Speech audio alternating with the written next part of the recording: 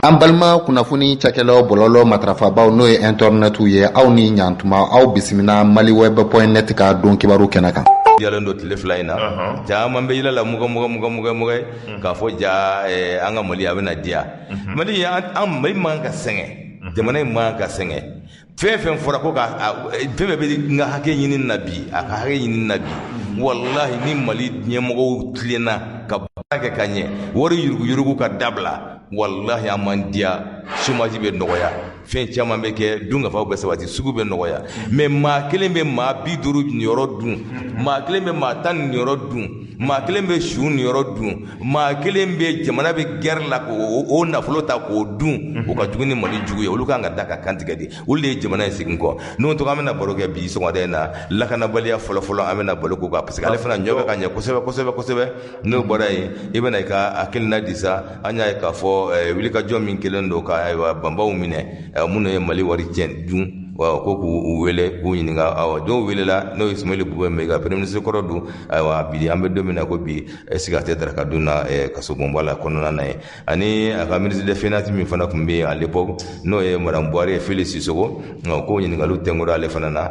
n y'a mɛn fana ko ale fana a bɛ bolenkaw fɛ yen peut-être daraka bɛ taa ale fana sɔrɔ yen bi sɔgɔmada in na k'u ka frontière datugu dɛ. N t'a dɔn ko sɔn man ɲi wa n t'a dɔn mɔgɔw ka vérifier k'a lajɛ an ka malien de l'extérieur donc n t'a dɔn o ka vérifier n'a ka ɲi an bɛ se ka tɛmɛ n'a ye ou dans le cas kɔnɔna ko sɔn man ɲi ko l'avis est non an ka radio tɛ dɛ internet la quoi donc comme n b'a ye la u b'a sɛbɛn na non net est-ce que net fɛngɛlen don réseau net tɛ marché la ayi anw yɛrɛ direct in na quoi direct in na quoi an ta in na quoi an ka page kan donc an k'a lajɛ si c'est bon ko c'est oui c'est bon maintenant voilà donc an b'aw fo k'aw barikada maa o maa b'an lamɛn effectivement insécurité an bɛ direct la fana page kan donc page an bɛ page de tun réglé la donc yafa ma dɔɔni voilà donc sisan merci beaucoup n hakili a b'a yɛlɛ ka ɲɛ donc an bɛ foli min lase bɛɛ lajɛlen ma lakanabaliya an b'a daminɛ n'o lakanabaliya la donc a ɲɛfɔ min kɛra tile fila in na ka donc a bɛ somɔgɔ samabɔ dimanche tɛmɛnen an y'a ye Tesalite marala halibi wuli ka jɔ casque tubabuw ka yɔrɔ n'o ye Faransi ka lakana yɔrɔ ye Tesalite o y'a ye o ye maaw mugu jugu fili ka don ka sɔgɔma joona wulafɛ vers midi 14 heures o kɔnɔna na français fila banana mais o sera k'o repousser a kɛra Tesalite dimanche tɛmɛnen dimanche tɛmɛnen aussi an ye jateminɛ kɛ k'a fɔ Fana fanfɛ dugu dɔ bɛ yen n'an b'a fɔ a ma ko ani Makakungo man jan o Jumazara n'o ye dugu ye à 20 km de Makakungo n'o bɛ Fana mara la jateminɛ kɛra k'a fɔ dugu denmisɛnnin dugu naani denmisɛnninw farala ɲɔgɔn kan maa dɔw de bɛ na ka n'u ka yɔrɔ bɛɛ k'a lotissé k'a feere nka donc mankan nana ka don u ni ɲɔgɔn cɛ u ni dugudenw ma bɛn ko la donc gɛlɛya bɔra kɔnɔ o ye ɲɔgɔn dɔw banana maa kelen tora o ko la jateminɛ kɛra k'a fɔ aussi tile filanan komi i bɔra kalama Mwanza ni Boni ni ɲɔgɔn cɛ militaire min ka donc n'o olu ka donc o bɔtɔ la Mwanza ka taa Boni a kɛra mankanba ye et donc mobili piégélen dɔ tun bɛ ɲɛfɛla la o mobili in ka donc o tɛmɛna o mobili la dɔrɔn mankan wulila garak nka donc o ye tiri k'an ka mɔgɔw la finalement bilan laban nana ka kɛ mɔgɔ 17 o de tora kɔnɔ donc o ye min fɔ an ye officiellement mais couloir kɔnɔ an bɔra min kalama an b'a dɔn a ka ca n'o ye donc an bɛ dugawu kɛ Ala ka hinɛ o bɛɛ lajɛlen o tɛmɛlen tile fila o tɛmɛlen o dugusajɛ yɛrɛ an ye jateminɛ kɛ k'a fɔ délégation dɔ wulila Bamako ani Sévaré k'a fɔ k'o bɛ taa b'o ye ka sanga foli kɛ o délégation ɲɛmaaya ka taa colonel Sambu Menkoro Jakite o ye ɲɛmaa yɛrɛ ye filanan ka taa donc le colonel Mahamadou Sine Doucouré n'o ye commandant des régions Mopti yɛrɛ ye ani le colonel Moustapha Sangare n'o ye chef de corps ye colonel Makan Alassane Diarra colonel de théâtre ani colonel major Claude Koulibaly donc no CMG intérimaire comme afalena wole na ndoni ngat donc be do kay ngat donc pour que atafanga ala ka dama donc o ko kele ngat donc yo luta otage la kan kono e boni dem sen no ni chiele ngat ka fo o ninda ministre de la défense ni to kan ka fo ngat donc ko o siglembo ka bureau climatisé la ala e dongo do na fakale bi ke ngat donc o ti jenoui gele na ka do no ngata fo e mo de blangata ka se ka négociation ke o ka se ka tlaw la ngata donc o du sadien o ye eliko blangata ka ta no fe ngata donc pour ko se ka bo kan kono mais bébé gele a mi fo ngata pour les jeunes ni jatimine ke effectivement ngata donc ni ambioro me kele sele bi yoro mi musala ka fo ngora fo itala etise ka maw blangata ka mobli tangata ka mo keme flaka kono ko blende to nyefe ngata ka fa ko olu tata fe do ngata ko cheni bi ngata gele ya bala ma fo ngata donc to ko blende de bobolo be dakar kala anga mawla mais état ka disposition na sécurité ko la ni Nations Unies mo ye no boto la do iba ngata ko cheni bati ko fe mo iba so fe do dlalemba kama no e marma fe do ye mimba to halli ye la bom kan a masiba ngata bom mobli bi se ka chien mais adama de bi se ka porter ko parce que ni ye mobli nunu ye ngata katkati nunu ye ngata donc printemps nuna iba ya se ka wuli jusqu'à 4 à 5 mètres ne adama de min ba kono après de adama de soko de ton donc konna de la donc disposition ngata ni hakli bala to mandola 3 frontières la Mali ngata donc Burkina et Niger anga mo bora kata patrouille la ko mobli min bi ngata donc Burkina be yi kanto o segla ko ka rapport ke ko lu fe ngata ko hali o lu ka shubi tamina no banana o ka mo be domina al fo mi ma ko ambulance o ka ambulance o blende de ko me ko Mali konna ngata donc Mali troupe bi bo iba soro 4-4 nous tron de bobolo ngata donc 4-4 léger et halo temetula ni ma fa chi ngata na ben radiateur ngata na so la mobilité tarosi ako nini bekara ko jatimine de ka ke mine ko la klonge manganga ke mine ko la minganga se ka dika adama de ngata ni kana baraka se ka ke parce que kadi de senu ye de senu yo de hira fama una ko ti jena iti ka fanga donc ko o ka to bureau konnana o to fo la temi ni ngata kuma ba fo ka fe mi ka fo ko se kana sur le terrain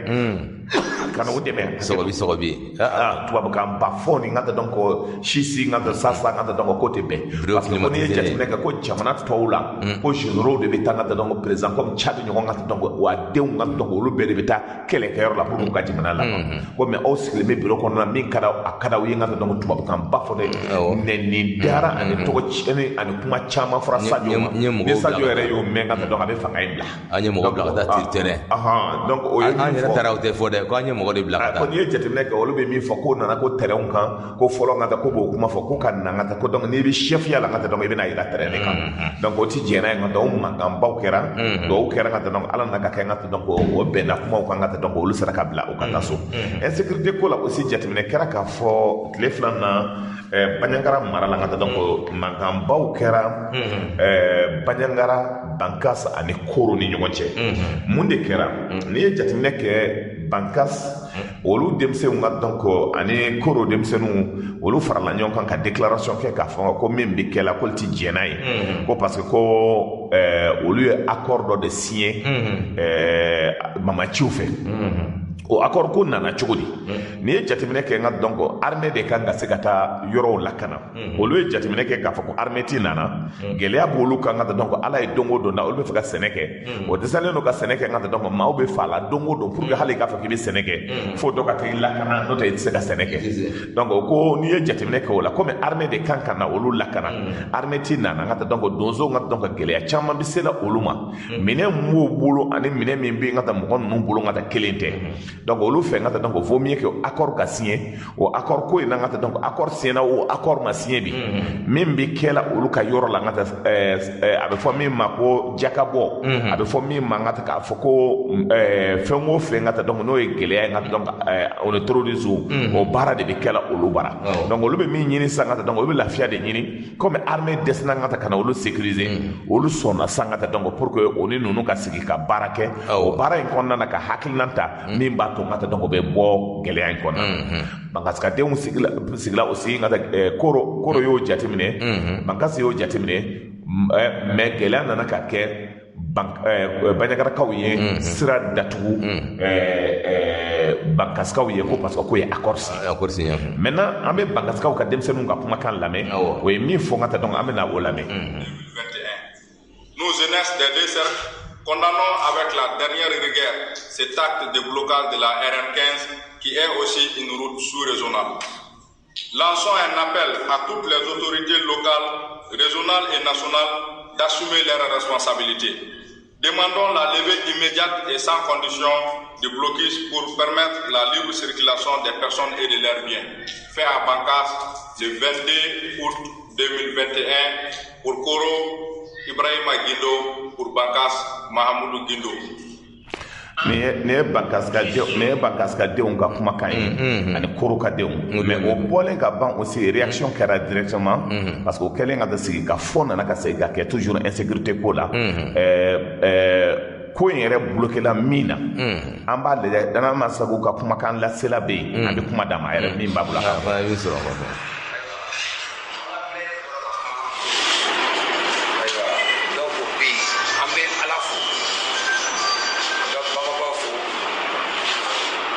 chef d'état-major Youssouf Toloba en b'a fo a cɛdenw bɛɛ an b'a fo ala min ye bi do jira na an b'a fo préfet maire conseil de cercle donso fɛnw cɛkɔrɔbaw jeunes ko fɛnw bɛɛ na an b'a bɛɛ fo aw cɛ ani baraji an tun bɛ don min kɔnɔ bi do wele in kɛra anw fɛ danaw fɛ ani préfet fɛ préfet Bangarata an b'a fɔ kosɛbɛ semaine na ka bɔ Seware ka sa Koro sira in baaralen don mɔgɔw deginen don mɔgɔw hakili la donsow y'o kɛ pour que k'a digi mɔgɔw la o tɛ u y'a kɛ Koro Bankas Bayangara Douaza u bɛɛ ka lafiya cogoya min na donso yɛrɛ ka faamu la diɲɛ yɛrɛ ka faamu na nin bɛɛ ye dɔgɔ ye insécurité de bɛ yen anw fɛ faamaw tɛ ka kuma mɛriw tɛ ka kuma dugutigiw a bɔ Koro ka taa Bankas u bɛ ka bolonɔ de bila ni mɔgɔ jugu ye donso bɛ ka sa don o don civil bɛ ka sa don o don transport tɛ se ka kɛ o de kama kɔsa in na an yɛrɛ ka don ka bɔ Koro ka taa Bankas ka yɛlɛ ka na Bayangara a kɔlɔlɔ bɛ ka bila donc u bɛ ka na fo Bayangara k'a ka dugu gosi ka di mɔgɔ jugu ma vraiment donso fana ye marifa ta pour que basigi ka na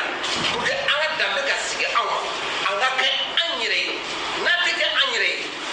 solution ɲini solution min ye an ka fɛɛrɛ ɲini fɛɛrɛ min b'a to anw ka kisi donso an ka jamana ka kisi jamanadenw ka kisi faama yɛrɛ ka ɲɛ jɔ anw ɲɛ na k'a fɔ ko donso fana ye dɔ la Toloba bɛ baara min na a jamana baara don Koro préfet Bankas préfet Bayangara préfet Douaza préfet u ka message ci sommet président ma an bɛ solution ɲini cogoya min na de ka fɔ an y'a miiri ka fɔ ko Mali kelen don wa fila don ni an ta ka di jadisiw ma wa an bɛ Mali la wa an b'o dɔn parce que Koro jadisiw bɛ ka yaala cogoya min ka di marifa bɔ bolo ne yɛrɛ y'a ye u nana fɔ duuru mara la Bankas ka fɔ Bayi Tori yɔrɔ bɛɛ u bɛ ka yaala cogoya min ka ye sariya bɛ ka kɛ préfet bɛ yen sous-préfet bɛ yen maire bɛ yen dugutigi bɛ yen fɛn tɛ ka fɔ wa ni donso ye fɛn dɔ kɛ o de bɛ fɔ yala an ye maliyɛn ye wa yala an taara ka. yala an ye maliyɛnw don donc nin ye olu ka kumakanw ye k'a lase carrément maliyɛnw ma k'a fɔ gɛlɛya min b'olu kan bi nka tɛmɛ kɔnɔna na donc o y'o de bɔ k'a yira nin ye danama sago ka porte parole ye o y'a kɛ min kama o m'a kɛ olu ka ye cogo la k'a fɔ gɛlɛya de ka se ka na don mais olu y'a kɛ nka pour que jamanadenw ka se ka bɔ position dɔ la pour que jamana ba ka se ka sigi o hakilinaw de taara o se k'u ka taga seginw kɛ pour que taga segin ka nɔgɔya n'i ye jateminɛ kɛ nin waati in kɔnɔna na yɛrɛ tuma dɔ tun kɛra mobili min bi circuler Bankas ni Koro mara ninnu na ka taa donc o ye mobili ninnu bɛɛ minɛ ka taa jaje so après négociation kɛra o taara mobiliw di mais a y'a fɔ cogo min sariya ka taa donc musow kun bɛ biri et puis fɛnw bɛ sara ka taa donc n'o bɛ fɔ jaka ni fɛnw bɛ bɔ la jaka bɛ di u ma a bɛ d'o ma min ka d'o ye a bɛ kɛ ten wali musow b'a furu cogo min o ja min ka d'o ye ka taa donc o b'a kɛ ka taa donc ni min ka d'o ni ye o b'a kɛ foyi t'a la donc o ye gɛlɛya ye kosɛbɛ min an y'o jateminɛ tile fila in na ka taa donc nin waati in kɔnɔna na donc voici en gros insécurité ko la an bɛ se ka min fɔ hali bi kow ma nɔgɔya gɛlɛya bɛ yen région ninnu bɛɛ kɔnɔna na donc insécurité ko la aussi nka donc jusqu'à présent école caman de datugulen don kosɛbɛ école ninnu dayɛlɛlen tɛ groupement kɔnɔna na Mopti Bankas Koro Douanza fo ka na se Kulikoro yɔrɔ dɔw la ka se aussi Kayi yɔrɔ dɔw la hali bi Kayi sira na aussi mobili tigɛli ko kuma in donc a bɛ kɛ la maaw sufɛla la u bɛ mɔgɔw jɔ k'i ka téléphone bɔ k'a f'i ye n'o y'a sɔrɔ hali wari t'i ka orange mun na u bɛ tɛgɛ da i ɲɛ quoi donc ni gɛlɛyaw de bɛ kɛ la donc an bɛ bɛɛ fo ka bɛɛ barikada ka dugawu kɛ jamana ye ala ka lakana ye ka donc ala ka sabati ala ka jamana ala ka basigi amin ayiwa n'o tɔgɔ an bɛ taa an ka barosen filanan na barosen filanan a bɛ tali kɛ an ye a ye k'a fɔ kunu premier ministre kɔrɔ Bugoye Mayiga ale kun welelen don ayiwa kiiri tigilamɔgɔw fɛ ayiwa ɲininkaliw kɔnɔna na u y'a bila bɛrɛ la n'o bɛ kasokunba ye ministre de finance fana n'o ye madame Jabo Fili Sisoko Fili Sisoko ale fana u y'ale fana bila bɛrɛ la k'a bɛ Bolenkaw fɛ yen an tɔgɔ nin b'a yira k'a fɔ sisan ko malidenw ka nafolo minnu tarakira n'a fɔra ko Mali bɛ kɛlɛ la ko minɛnw ka taa san dɔw maliden dɔw ka to wariw ɲagami procureur dɔw u ka tila ka t'u sigi télévision na premier ministre Bugoye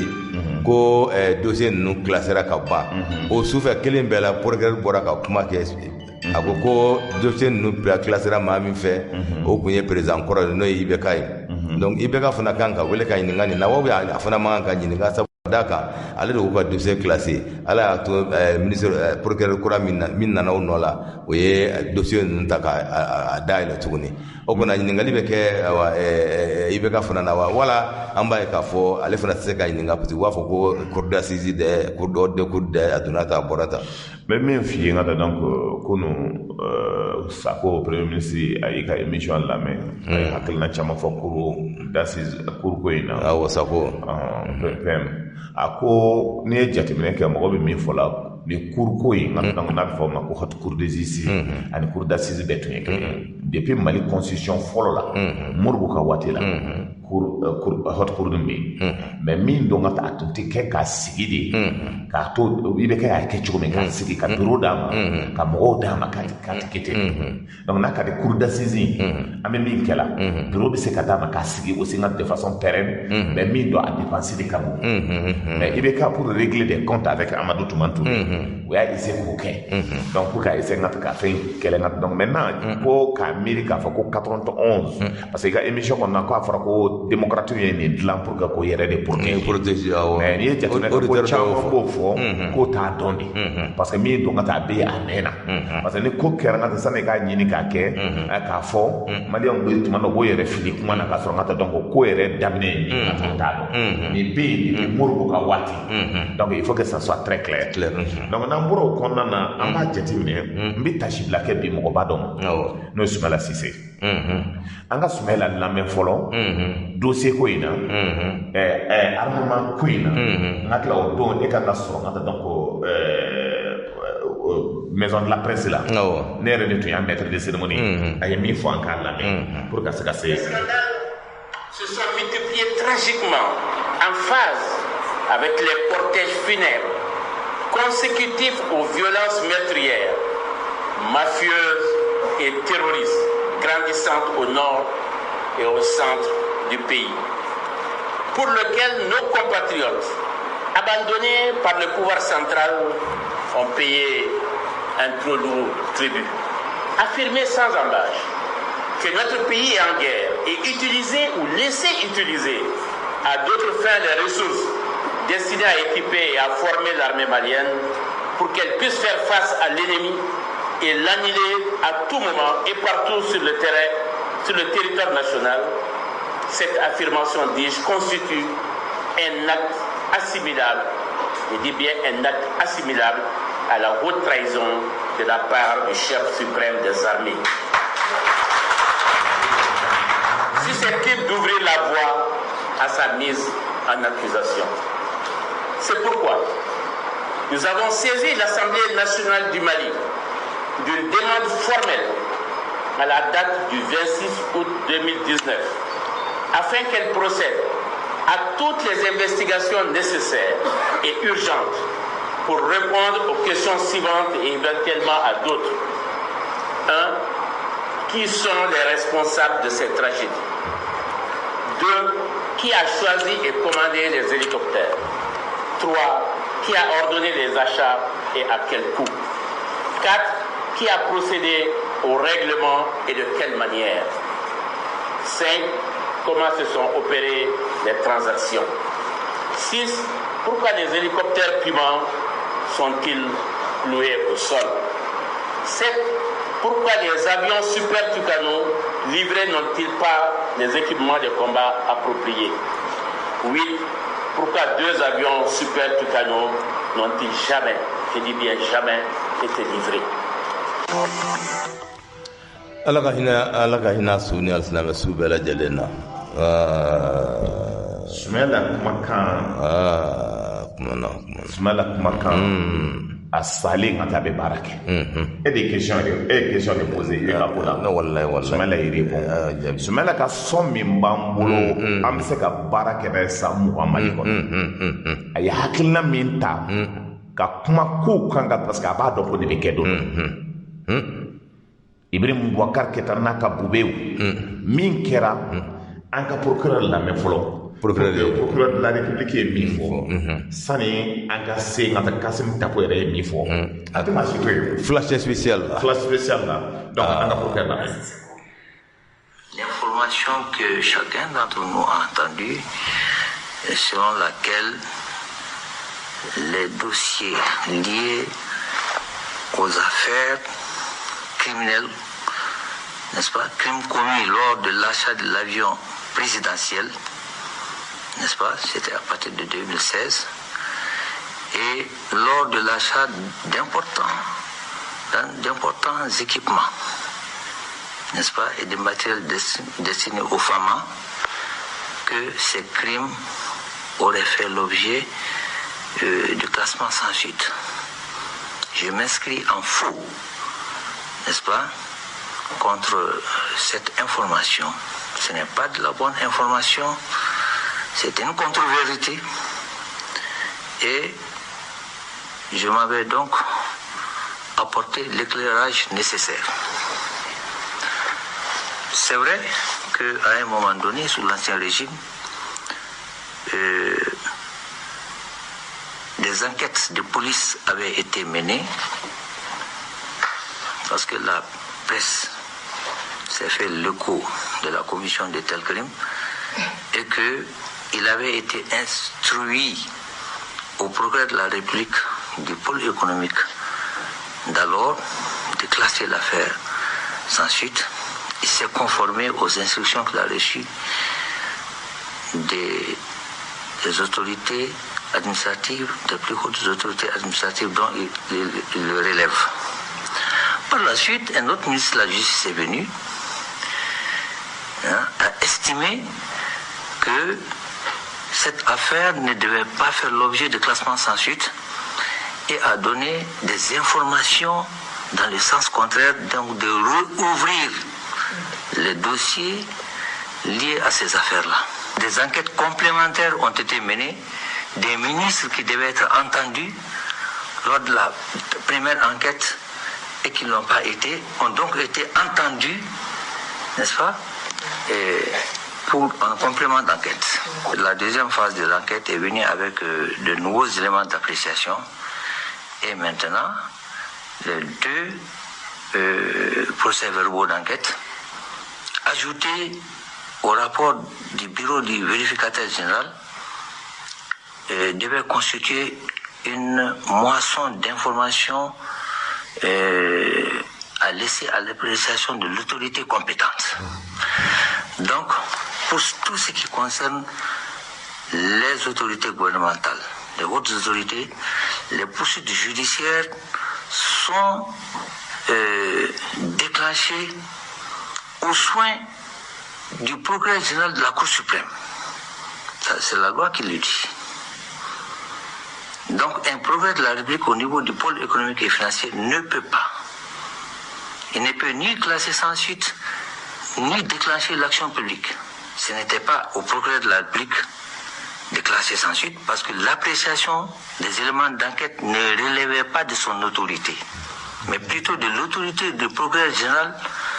de la Cour suprême. Et parce que c'est la loi qui a dit, quand les ministres sont en cause, ils bénéficient du privilège de juridiction, et là, ce n'est pas au niveau inférieur que les choses s'enclenchent, mais plutôt au niveau supérieur qui est le parquet général de la Cour suprême. La Haute Cour de justice n'est pas fonctionnelle, c'est vrai, parce que l'Assemblée nationale, depuis qu'elle est dissoute, ipso facto, la Haute Cour de justice aussi ne peut plus fonctionner parce que les députés ne sont plus là. Mais les magistrats qui doivent instruire le dossier, n'est-ce pas, à travers le double degré d'instruction, sont à la Cour suprême. Que la Haute Cour de justice soit fonctionnelle ou pas, le travail de l'instruction s'est fait au niveau de la Cour suprême ici. Voilà. Donc, du fait qu'aujourd'hui, nous n'avons pas de Cour de justice, ne signifie pas que nous devons rester dans l'impunité. Parce qu'au bout de 10 ans, si les affaires ne sont pas jugées, les faits sont prescrits. On ne peut plus les poursuivre. Donc, les racines sont là. Le travail judiciaire s'effera. Tant que la Haute Cour de justice ne peut pas fonctionner, on ne peut pas la saisir. Donc on revient dans les droits communs, c'est-à-dire on les fait bénéficier du privilège de juridiction au niveau de la Cour suprême. On a 2 chambres d'instruction, première chambre, deuxième chambre, n'est-ce pas? Et après, on les traduit devant la Cour d'assises, parce que la Haute Cour de justice ne peut pas fonctionner. Cette jurisprudence avait été tranchée depuis les années 80 et nous sommes dans cette jurisprudence. C'est ce que nous respectons. Sinon, si on reste comme ça, non seulement l'opinion publique ne comprendra pas cette attitude d'attentisme de notre part, mais encore les faits seront prescrits. Au bout de 10 ans, on ne peut plus reprocher quoi que ce soit. Or, il n'y a rien de plus dangereux pour une république, la bonne santé d'une république, que l'impunité. Ah oui.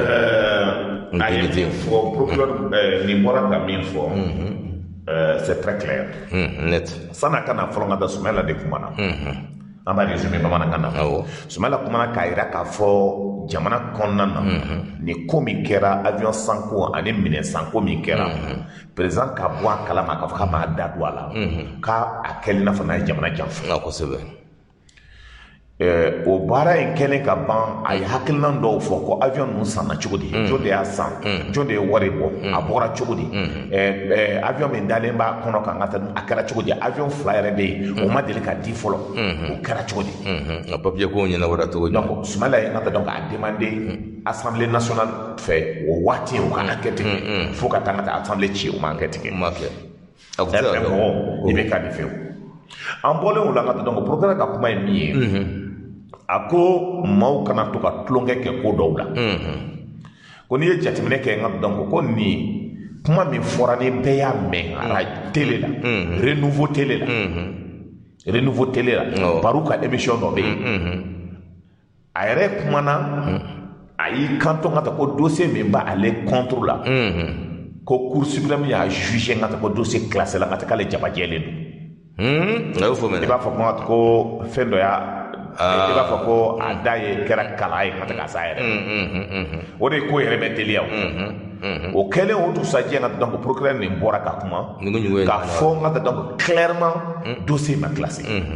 parce que waati min na n ka donc o ɲɛmaa min bɛ yen olu tun ye instruction di k'a fɔ ko dossier ka classé a tɛ bali anw nɔ ma i bɛ ka taara n ka Kamara bɔ kaso la bɛɛ ɲɛna Kamara minɛlen Maliki ye Kamara minɛlen ka taa donc a ye Maliki nɛni hali bi a message b'a bolo n bɛ profiter ka n dɔgɔnin fo le ministre de la justice Maliki en son temps Maliki Kulibali k'a fo k'a barika da c'est ça aussi un homme d'État alors o baara kɛlen ka na se ma a ye instruction di ko kan ka taa Kamara bɔ kaso la o Kamara kelen ka kuma nin na baara nana ka se yɔrɔ dɔ la o ye dossier classé dossier classé le Maliki nana Maliki y'a demandé ko ka dossier segin ka dossier dayɛlɛ dossier dayɛlɛlen enquête kura dɔw kɛra cour suprême na a fɔra de ka taa depuis mɔgɔ bɛ min na haute cour justice nin bɛ yen depuis Modibo ka waati mais min don a tɛ kɛ ka sigi comme cour d'assises bɛ kɛ cogo min k'a fɔ ko k'a sigi définitivement a tɛ sigi définitivement mais i bɛ kɛ de y'a kɛ ka taa définitivement o kɛlen ka ban c'est pas parce que i kɛra ministre ye i ye sonyɛli kɛ i ye kalabanciya kɛ i ye zonya kɛ ko k'a fɔ k'i tɛ se ka juger Tapo comme a b'a dɔn Tapo ni dossier in na Tapo ye avocat ye ko ka avocat de matériel min dira n'o ye 25 milliards ye o wari yɛrɛ sarala cogo min an da bɛna so parce que ni dossier na ko caman de ka ko caman b'a kɔnɔ dɛ donc ni ye jateminɛ kɛ ka taa a ye min fɔ a ko maintenant u bɛ enquête kɛ donc n'a ma kɛ sisan ka taa 10 ans bɛna se dossier bɛ kɛ ka taa donc fo o tɛ se ka ɲininka n'an bɔra o la aussi jamanadenw tɛ se k'a faamuya a fɔra ko min bɛ sonyɛli kɛ k'a bɛɛ ka minɛ o ka na n'an ka wariw ye ko ka frontière bɛɛ datugu min kɛlen ka sow san yɔrɔ bɛ ko n'i hakili b'a la k'i bɛ taa élection na i bɛ taa élection na wari sonyɛli min bɛ yen k'i bɛ taa mɔgɔ san n'a ye ka taa o y'a wari de ye a kɔni i bɛ na n'an ka wari ye a bɛɛ bɛ gosi i ta tɛ o wari min kɛra ka taa i bɛ na n'a ye donc o kɔnɔna de la a ko maintenant ko rapidement ko enquête fila k'a bɛna kɛ chambre fila ninnu kɔnɔ n'o tilala assise min filɛ ka na a tɛmɛ koyi assise min filɛ ka na parce que enquête caman kɛra ka ban donc o bɛ juger assise la assise nata yen kɔrɔ assise na tila a ye bonya donc min don an tilalen o la an ti Kassim Tapo yɛrɛ lamɛn Kassim Tapo an ka Kassim Tapo lamɛn ale yɛrɛ a mankan cayalen don sisan dɛ a bɛ se o de la an ka bosokɛ lamɛn Premier ministre Bubey Sumelu Bubey Mayiga a ye n wele ko ma ko jeudi don a welelen don cour suprême na ko ni bɛ se ka a mantɔ ka k'a ka sɔrɔna donna ye Musa la welelen don mun na ko k'a t'a dɔn ko convocation kɔni cira a ma dɔrɔn k'a kana section judiciaire président y'a wele jeudi 10 heures d'accord ngala ka irana je serai là-bas y'a fo ka waleɲuman dɔn a confiance la un sigilen dɔrɔn 10 minutes 10 minutes 15 kɔfɛ ORTM ye flash spécial annoncé donc o flash spécial ni procureur général cour suprême ale de bɔra ka kuma k'a fɔ ko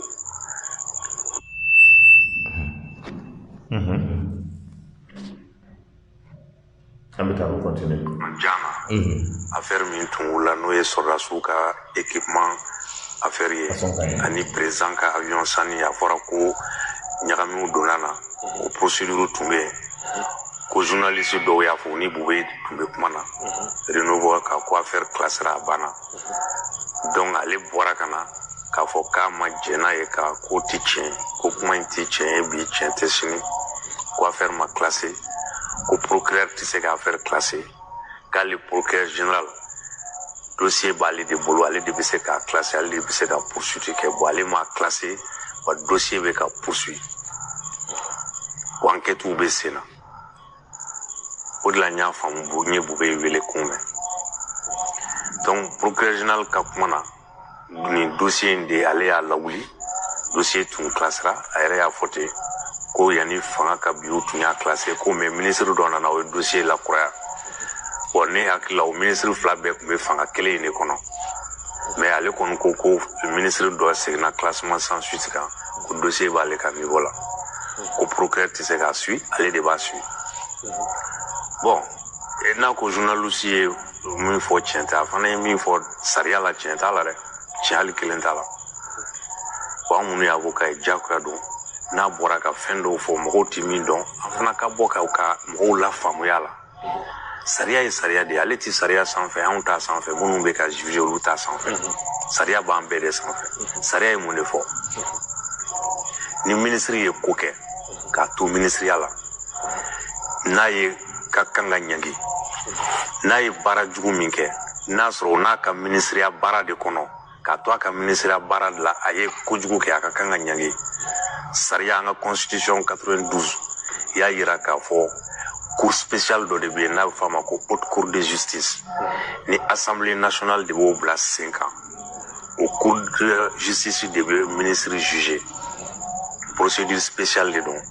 ni procureur ye k'a fɔ ko ministre ye ko kɛ min bɛ sariya sɔsɔ a ka baara ministre sira fɛ a bɛ dossier ci procureur général ma cour suprême na procureur général bɛ dossier sɔrɔ cogo min na a b'a bila ka taa assemblée président ma o cogo la a tɛ se ka décision ta la a tɛ se ka classer a tɛ se ka poursuivre constitution ba yɛrɛ de ko tɛ donc ni dossier sera assemblée président ma assemblée président bɛ député réuni k'a f'u ye bon ni ministre a fɔra k'a ye nin kɛ est-ce qu'an b'a yamaruya haute cour k'a juger ou pas u bɛ voter 2 tiers assemblée majorité 2 tiers constitution de b'o fɔ député bɛ voter 2 tiers de majorité donc il faut que ni assemblée tilan 3 ye a sigiyɔrɔma 2 olu ka jɛn n'a ye k'a fɔ ko poursuite ka kan ka kɛ ko bɛ fɛ ministre ka kiiri voilà n'o bɛnna n'o u y'o fɔ tuma min na de u y'o décision min ta ni dossier o de bɛ segin ka taa procureur général fɛ cour suprême na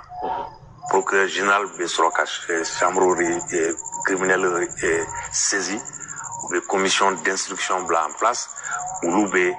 a ɲɛɲini k'a lajɛ k'a sɛgɛsɛgɛ ka mɔgɔw wele k'u lamɛn k'a dɔn ko kɛra cogo min na ni ministre ka n'u ko a ka kan ka ɲangi u bɛ dossier bila ka taa haute cour la o de b'a juger mais procureur tɛ se ni ministre ye ko kɛ min b'a ka baara kɔnɔ dɛ a tɛ se k'a poursuivre cogo si la mais min tɛ a ka ministre baara la n ye exemple minnu di par exemple an ka sariya la ni furulen don monogamie la n'i ye muso filanan ta ka to i ka contrat ma changer i muso fɔlɔ bɛ se ka taa sariya la k'a fɔ ko i ye sariya sɔsɔ a bɛ f'a ma bigamie sariya sɔsɔ don ni ministre y'a kɛ i tɛ sariya sanfɛ ni muso ye plainte kɛ ni procureur ye dossier sɔrɔ a tɛ se ka ministre poursuivre directement parce que ministre don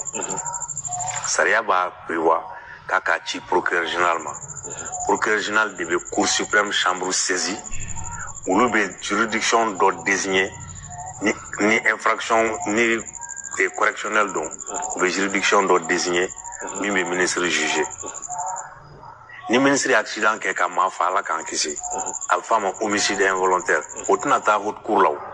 o fana i bɛ taa tribunal normal de la mais procédure spéciale de bɛ yen parce qu'il est ministre cour suprême procureur b'a saisi a bɛ tribunal dɔ désigner min bɛ ministre juger mais o ni haute cour tɛ kelen ye o haute cour tu ne peux pas procureur général n'a rien à voir tant que l'Assemblée n'a pas voté n'a pas mis en accusation le ministre. Donc, procureur général ye o min fɔ tiɲɛ tɛ ko procureur tɛ se ale de bɛ se ale tɛ se ministre mana min kɛ a ka fonction na i tɛ se o. Bon, effectivement dɔw ko Yamusa poursuivra yan ko a tun ye ministre mais o y'a poursuivi quand même. O kelen tɛ sa ne ye kuma min fɔ kuma fila tɛ o. Régime fila de bɛ yen. Ministre ye ko kɛ min b'a ka fonction na. Boubé a fɔra de ko a ye contrat signé k'a to ministre de la défense don a fɔra ko contrat la ko yurugu b'a kɔnɔ ko surfacturation donc i b'a dɔn kɔni a ye contrat kɔni signé o kɔni b'a ka baara de la ministre de la défense ale de habilitelen don sariya fɛ ka contrat signé donc a ka baara kɔnɔna de la n'a fɔra k'a filila haute cour dɔrɔn de bɛ se ka juger mais Yamusa mun de fɔra Yamusa ma Yamusa a fɔra de ko o ye sɔrɔdasi dɔw faga u ye sɔrɔdasiw dɔw latunu Yamusa ye papier kɛ k'a fɔ k'u bɛ mission na donc min reprochera Yamusa la c'est pas qu'il y a papier hors de mission kɛ o a fɔra de ko il est complice sɔrɔdasiw ka tununi ani minnu fagara k'a y'u de dogo ka papier dilan k'a essayer k'o dogo o ye ministre ka baara ye wa donc o bɛ ko n'a ye ko de kɛ min tɛ a ka baara fan fɛ min tɛ sariya la a kɛra complice ye mɔgɔ dɔw sali la ni mɔgɔ dɔw tununi na o y'a poursuivi o de la o ni k'a fɔ Yamusa ministre de la défense n'a tora sɔrɔ an y'a affaire dɔ fɔ yan a yɛrɛ de y'a kuma fɔ a ka livre la 11 milliards min tunna ye n'a welela o la sisan ko parce que a ye contrat signé a ye 11 milliards di dɔ ma là a bɛ taa course a bɛ taa haute cour de la Haute cour de la justice là. voilà n'a tun welela o la a baara an tɛ sɔn k'a fɔ ko a bɛ taa yɔrɔ wɛrɛ ni haute cour tɛ mais a ma wele o la o u ye Yamusa poursuivi de ko complicité d'assassinat et d'enlèvement est-ce que ministre ka baara ye assassinat ye o t'o ye o donc voilà la situation procureur général a tɛ se a ko procureur de la république tɛ se ka ministre poursuivi ale fana tɛ se sariya dɔw de ye n'u ye fɛn kɛ mun b'u ka fɛnkɛ la a tɛ se maintenant a ko n'u ma poursuivi sisan ko ni san 10 tɛmɛna crime dɔw u tɛ se ka poursuivi bilen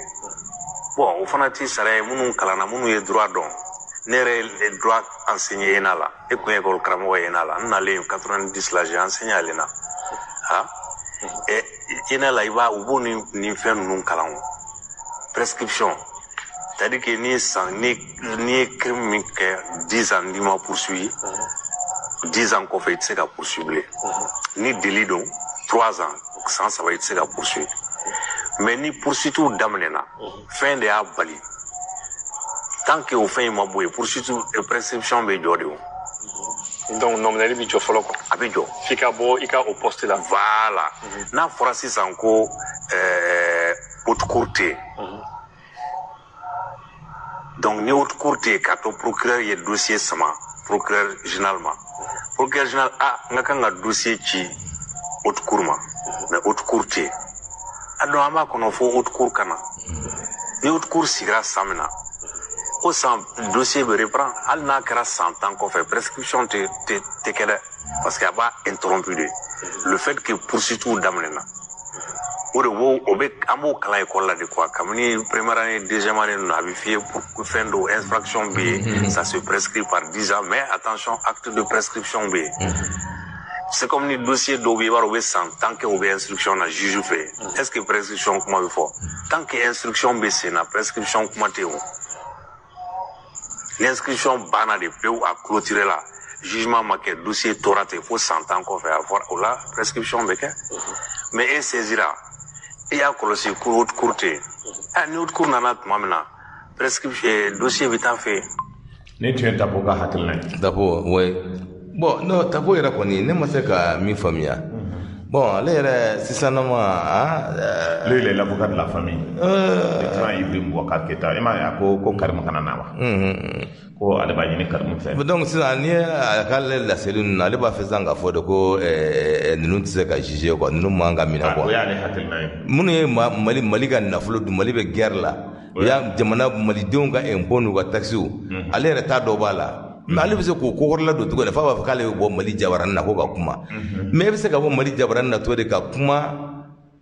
an ka wari suɲɛlen mɔgɔ min na k'an ka jabara d'e ma e tɛ se ka kuma o la tuguni. oui mais a ma ɲi. bon lui aussi bon c'est courant populaire maintenant fɛn dɔ de bɛ yen a k'a dɔn k'a fɔ parce que a ɲɛ b'a la sisan n dɔgɔ bɛ k'a dɛmɛ a ka lancement na o ye fɛn dɔ de ye o diyagoya de parce que n'i ye mɔgɔ dɛmɛ a kunko la n'i kunko sera n'i y'a tigi ye a fana b'i dɛmɛ i kunko de la o ye diyagoya de o ye an ka laadalako ye o dɔgɔ bɛ k'a dɛmɛ o fanfɛla de la k'a ka mɔgɔw labɔ k'a ka jama caya ale ka jama caya mais o kɔrɔ tɛ k'a fɔ k'a bila a kun na k'a fɔ ko jama min b'a taala yen a ka lancement ninnu na ko y'ale ka jama de a ka jama tɛ dɛ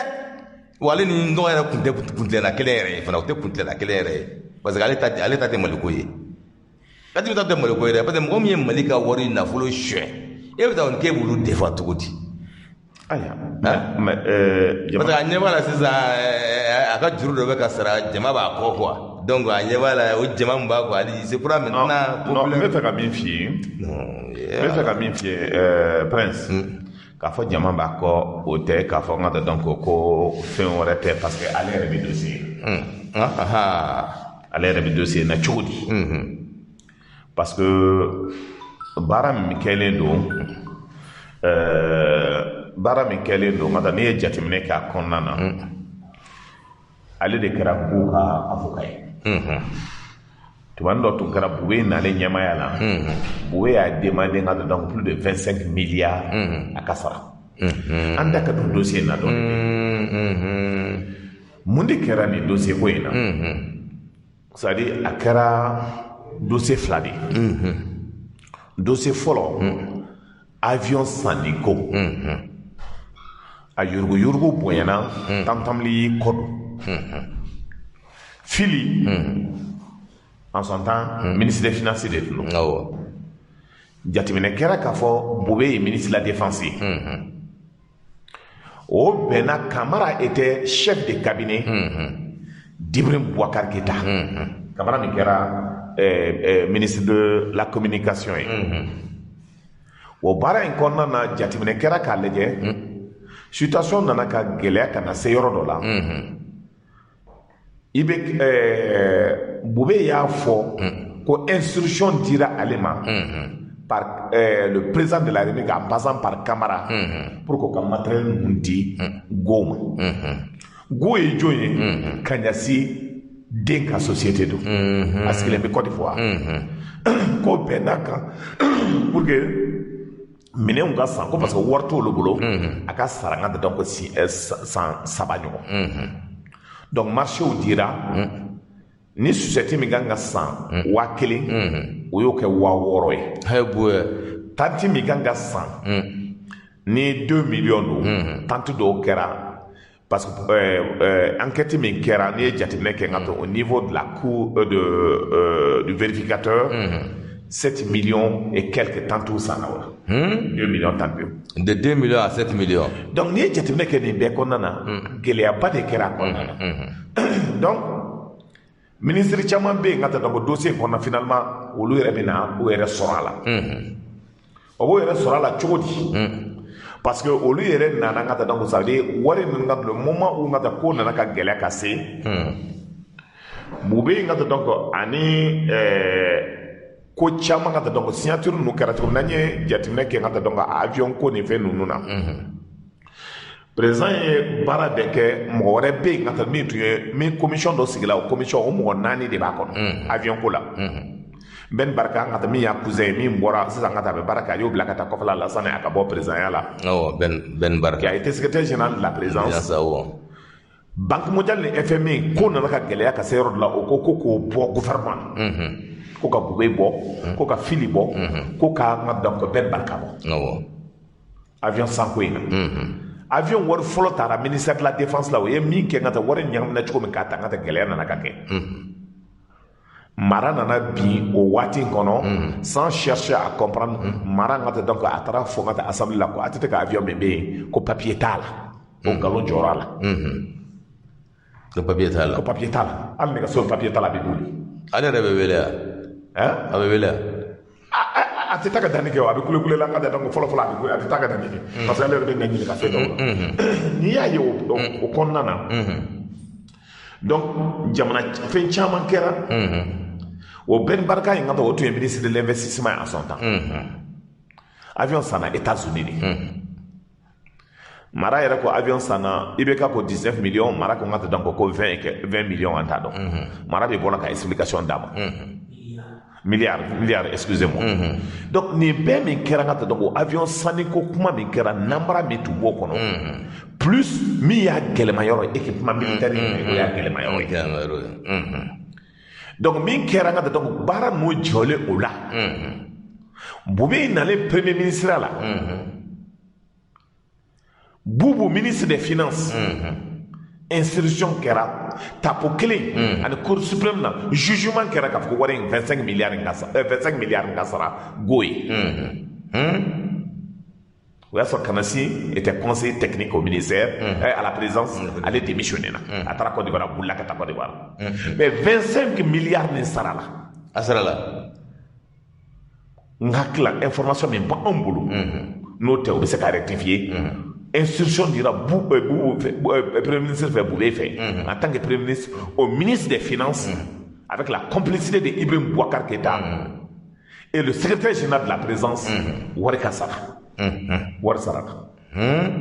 o kɔnɔna de la o ye dossier kɛ cogoya dɔ la ko ka dossier datugu ko sans suite e bɛ se ka faamuya cogo jumɛn Mali kɔnɔ gɛlɛya bɛ cogo min wari min dilen don ka ta ko baara ka kɛ c'est pour cela Soumaïla ye question dɔw poser avion min sanna matériel min sanna maa caman bɛ yen ka ta o da bɛ na don a la a ma se an ka liste in fɔ mais mɔgɔ min bɛ yen a bɛ mɔgɔ 10 bɔ ministres bɛ wele et dɔw yɛrɛ bɛ yen o bɛ kɔfɛ fɔlɔ ministre kɔrɔ dɔw bɛ kɔfɛla la et dɔw bɛ yen ka ta ils seront entendus dans ce dossier mais ce que nous avons dit aussi à la gente ani Choguel avant Boubou c'était Igor donc avant Boubou c'était Igor mais c'est vrai donc n'i ye jateminɛ kɛ nin bana mɔgɔ min y'a sara de ka dɔn ka bɔ de ma l'instruction a été donnée à Boubou depuis donc o de la ma Igor tɔgɔ fɔ a la donc Igor kɛra ministre mais ma tɔgɔ fɔ a la mais néanmoins donc tous ceux qui sont dans ce dossier là seront interpellés donc ne ko jeti ma aussi n'a bɛ fɛ ka nin kɛlɛ in kɛ ka jɛya aw yɛrɛ fɛ ni zo min bɛ a y'olu bɔ yen mɔgɔ tɛ da aw la vous aussi mɔgɔ nɔgɔlen min b'a aw kɔrɔ il faut que quand que les gens Soumaïla Boubé ye maa min ye nka tɛ se ka minɛ ten nka tɛ k'a fɔ k'i t'i ka sécurité garantie aussi o k'u hakili t'o yɛrɛ la denmisɛnninw don nka donc an b'a f'u ye parce que le problème est que il a tellement à donner de sécurité d'État kɔnɔ tellement à donner de renseignement la Boubé minɛli kɔlɔlɔ b'a la kɔlɔlɔ b'a la parce que hali Faransi a minɛlen ka taa surtout nka taa prison centrale la a ma diya Faransi Faransi ye mɔgɔ dɔw bila nka donc est ce que kunu yɛrɛ o ma se prison na nka ka taa ka condition lajɛ o bɛ fɛ k'a ka bɔ prison na ko parce que ko a taa yɔrɔ tɛ prison centrale ye parce que a kɛra premier ministre ye hali n'i kɛra président ye n'i ye tiɲɛni kɛ i bɛ taa prison centrale la a bɛ to yen dɛ n'i ye jateminɛ kɛ anw ma deli ka émission kɛ semaine kɔnɔ semaine 2 kɔnɔ ni n da ma se Boubé ko maaw y'i kan to o hakili ko acharnement don k'an b'a contrôler la n ko non ne tɛmɛna ministère de la défense la ne ye nɔ dɔw ye an ye fɛn dɔw ye min b'a to an bɛ kuma o kɔrɔta ye k'an bɛ mɔgɔ kɔntu la mais prince jamana ko foyi nka tɛ i tɛ se ka nka tɛ jamana nafolo ta nka tɛ min ka di ni ye k'i b'a k'a la ko k'a fɔ k'a tɛ kuma o kɔnɔ ayi an bɛ kuma dɛ et puis an tɛ mɔgɔ kɔntu la a tɛ jɛ n'a ye jamana min kɔni ye an bɛɛ jɛ ye nafolo min ye an bɛɛ jɛ ye k'i b'i sago kɛ n'a ye jamana kɔnɔna na ko i ye min kɛ k'a banna ko fɛn t'a la k'o taayɔrɔ tɛ kasogunba ye an tɛ jɛ n'a ye n'u y'a labɔ yen tɔ minnu fana bɛ olu fana bɛ o tuma an bɛ tɔ min bɛ yen ka o kan ka se ka foyi fana taayɔrɔ tɛ yen donc la question c'est ça il est important que les Maliens comprennent et que ɲɛ bɛ dɔw kan bagan y'a la olu b'a kɔ ten parce que déjà ni nasɔngɔ bɛ sɔrɔ k'a di hali n'i ye Mali feere dɔw bɛ tugu i la e kɔni o jɛlen don ni jumɛn ma da anw kan Soumaïla y'a fɔ a ye Soumaïla bɛ tiɲɛ so a ko jamana bɛ position min na ni jamana nabara ka di Ibrahim Boubacar Keïta i bɛ jamana ci a ko kana kɛ élection ka kɛ jɛya kɔnɔna o Boubé kelen de ye anw ban élection jɛya ma o Boubé kelen ka taa donc armée bɛ don min ale b'a kuma fɔ k'o taara don min anw bɛ na ministère de la défense la Boubé ye passation kɛ anw ma mobili min bɛ ministère de la défense la a ma tɛmɛ mobili 2 kan n'anw tun bɛ voyager ne n'u tɔgɔ de b'a fɔ n'anw tun bɛ voyager an tun bɛ taa mobili lu ye maliyɛn de l'automobile de chef d'état-major directeur de service au ministère de la défense la maa si tun tɛ yen mobili tun bɛ min bolo tellement o ye armée ta tiɲɛ k'a bila an ye misili min bɛ yan olu ye misili kelen ta ka taa o ni tubabuw ka taa tiɲɛ armée de l'air misili Boubé kelen de y'a kɛ o ye tɔgɔ bɛ fɛn o ye armée sigi ka ta tiɲɛ directeur responsable de la sécurité d'État a taalen espionnage min bɛ kɛra a kɛra mɔgɔ de kan il faut que ça s'arrête jamana ka bɔ mɔgɔ dɔw bolo et que les gens comprennent maa si tɛ yen jamana in kɔnɔ ka taa ko si tɛ se ka kɛ Mali que les hommes comprennent l'intouchable n'existe pas au Mali. Le moment où le directeur de la sécurité d'État, Moussa Diawara, a été arrêté à Takasola, j'ai dit en son temps que chacun a son tour chez le coiffeur. Douman Kada Ombey. Au lieu de chancer de Soroka en camp, parce qu'au Bangela, ils ne sont pas plus intelligents que nous. Et ils ne sont pas aujourd'hui plus visionnaires que nous. 91 ans bɛɛ kɛlɛ kɛ ɲɔgɔn fɛ yan mais adamaden i bɛ to i ka danbɛlɛ i ka hɔrɔnya la ko dɔ bɛ yen i man kan ka sɔn faden to mɔgɔ man kan ka Ibrahim Boubacar Keïta nana ka jamana tiɲɛ ka se yɔrɔ min ka jamana halaki ka se yɔrɔ min ka connaissance halaki ka se yɔrɔ min o conséquence logique de ye nin bɛɛ ye mɔgɔ bɛ se ka taa mɔgɔ dɔ ye télé la k'o ta ka na kɛ commis de l'état min kan ka secrétaire général gérer k'o kɛ présidence secrétaire général ye Kamisa tɔgɔ ye Kamisa jamana na juguya tɛ maa bɛ se k'a fɔ k'a bɛ Mali belebele bɛɛ avec les intellectuels les hommes de très haut niveau k'i bɛ Musa Tɛmɛni kɛ assemblée président ye ala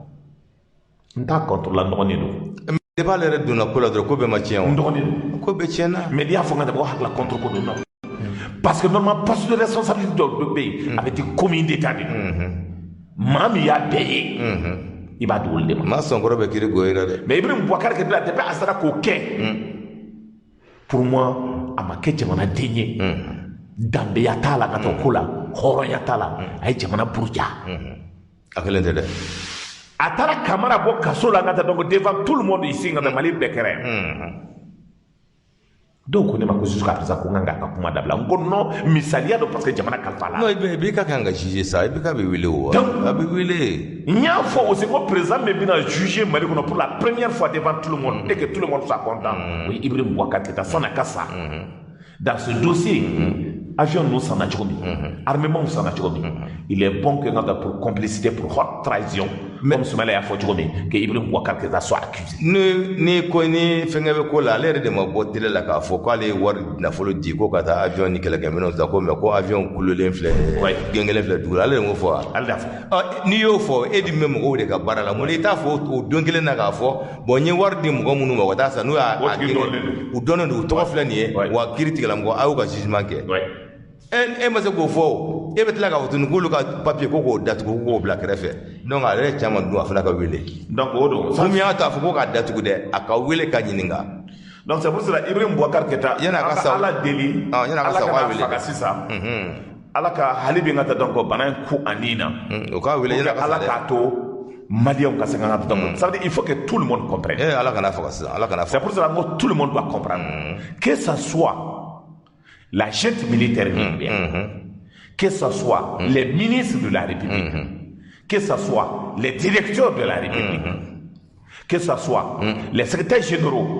que ce soit les DAF, qu'ils comprennent qu'un jour ils seront jugés. Mais au juge, que n'a pas qu'à y Allah va juger. Allah va juger moi. Ni demi démarqué drogue talaï, et demi qu'un gâteau donc mon l'employé. Ou bana dɔ bɛ bɔ e yɛrɛ ka du kɔnɔ i t'a kɛ cogo dɔn. o y'a bɛ kɛ bateau dɔn la ye bateau kɔnɔ. donc il faut k'u ka faamuya. fantanw sɛgɛnnen k'u ka impôt min bɔ. jamana bɛ kɛla gɛlɛya min kɔnɔ pour que jamana ka bɔ o la. aw tɛ se ka tulonkɛ k'o la o mɔgɔ bɛ sigi k'aw lajɛ. o tɛ se ka kɛ aw kɛ tɛ maliyɛn ye o. Dieu vous a donné la chance de gérer le pays. Mais c'était avec honneur et dignité. Mais on tɛ se ka tromper. ayi ka jamana dɔn o ma k'aw bɛ tulonkɛ kɛ jamana na ko cogo min y'aw dilan n'i ye ninnu ye faamaya la o bɛ se ka miliyɔn 10 di mɔgɔ ma ko miliyɔn 20 di ninnu ma. dɔ ma miliyari kɛ anniversaire ye yan. o kɔnɔna na da la miliyari anniversaire mali kɔnɔ a kɛra ka filmer ka bɔ ka yɛlɛ. k'a filmer ka yɛlɛ. ka mobili président de la république n'o ye Ibrahim Boubacar Keïta o yɛrɛ y'a félicité o kɔnɔna na. awɔ o tɛ mɔgɔ wɛrɛ dɛ ɛsɛ ɲa. an bɔlen o kɔnɔna na. ko filanan bɛ dugu kɔnɔ ka taa donc n'o ye coton culturel ka fɛn ka ko ye. Bakari Togola hɛ bonya. an ka bɔ nin bɛɛ la danbe ni hɔrɔnya ni halalaya la Bakari Togola bɛ fɛ ka na kɛ ɲɛmaa ye tuguni. min yɔrɔ jumɛn. e t'o kalama de. parce que kuma kɔnɔna na ou bien. a bɔlen ka bila. o taara élection na tile fila in na. Bakari Togola. association bɛ coton culturel la n ka taa dɔn o taalen ka taa dɔn mɔgɔ 3 de taara n ka taa dɔn Fana Ɲɛma ani a tɔgɔ fɔ tɛ Bakari Kone élection kɛra olu fila farala ɲɔgɔn kan contre n ka taa dɔn Bakari Togola ka Bakari Togola battu tuguni mun n'u sɔnna a ka présidenter yɛrɛ. donc Bakari Togola battulen nanko n'o ye CNT ɲɛmaa ye parce que wari dɔ bɛ yen ka taa wari ka taa ni combien de milliards a dalen bɛ yen. o wari o ma sɔn ka verser association mɔgɔw la maintenant mɔgɔ kura min nana Bakari Kone olu gagnelen o bɛ fɛ ka taa ministre nɔfɛ k'a fɔ ko ko Bokar Togola ko do ka fa ko démissionna ko parce que ngata ko Bokar Togola de kan gagner jagoya donc Bokar Togola ba fala mo yi kale gagnena ayre ba do ka chira il a même reconnu devant tout le monde avec gagné ce que so mo de kono yante mais bela RP mo de be bara la yura nango to ni RP mo yi mais quoi avec bara la quoi ganga boy c'est pour cela il faut que le gouvernement prenne ses responsabilités mais RP mo be mun ki alsa maintenant war mi mbe ngata ka clan abe milliard chamabo do o konna de la o wali muso furusa o konna de la o to be ala mine ngata donc ka fembe ke ka milliard tangata ka di muso ma ka yala pour que se ka de ko ngata ka détournement ke o shweni no kalabantia me ko be aujourd'hui pour ka to la me fa ka se kana mali kono tambe ni horo ya be tena sa buna misa mali do mbeso mbe donc c'est pour cela qu'on est ko conférence de presse ke aka wori sara folo o ko bi mimbe o be 1 mois d'am aka minen be bureau la na ma tangata be UC tangata ka minen be ta Afrique mo o ya solution sharia donc en beau de là et dossier il paraît que quand on a passé ministre de la santé des bara quand gardale le ministre de la santé et ministre de l'agriculture ka foko malien ko horone dambe ko sénégalais ko ante fe ka Bokar Togola ya anga ko la tuguni ay mi ke kabe bolike ko me ko no yake parce que war clan bala ko no yake gelea bala ko no yake ko RPM mo ko kata o tsaka ko ton culturel perdu o ka élection kama o ka war ko ushweli kama ko o be malien sronye ko chifoye ni o chiemba foye mais jamana de ngata dongo ne ko ne dabale bara ma be seka de beka kaso da ka boka fa ngata ko itla ka ko ibo yoro keleni kaso la de ay so yoro keleni ya ko ko mata parce que ni shweni negetela ni kalabantia negetela munde tarani ke tara fola itte na ngata ki mi na ki soyi ko ni chel ni teme akoro ngata don nga ebe dote chel de kari bulo de wodo na abora senen nyante mene ka conférence de presse ka journaliste wele ayra ayra ya ayra ta suila o amamo le katla ka fa ko 18 milliards d'obé ka fora kale eta mo ma fa kaya ata abe ani nanko o flabe RPM o flabe Ibrahim Boubacar Keita ka moy il faut qu'on trouve la solution donc abo wele la radio la ka soma ka fo mauma ni nole no jamana ko la ikanga ko kaje kadam le ministre de l'énergie era la o era ko kaje kadam le ministre des finances la woro be bobi amba be surveiller la fengo febeke amba surveiller la marché be kala nogo la kata amba surveiller la et on va pas laisser les gens bouffer l'argent de l'État malien parce que kale ko parce que kibi nyema ya nyema ya mali man ka konyo minena mali ti tay mali tewu de ka warbe ti la bi wore me mali ko ngata donc ade sorra to mi ni wore jeer la même les chômeurs du mali ngata donc be ska worso mais ma do be milliard mo kebe ka ni yoron gis gini yere jamana tsaka ngata ko tige horo ni wa ko tige dambe tige yo ko tige halala yi wa ni ngali babi e ka sarati tebe 1 million ka milliard côté si la ngai si nyana o se ka ke chodi donc en gros million qui va so bi du en gros oui ni ata donc dans cette situation ni nyebe kala woni mi bulo aywa nu to ko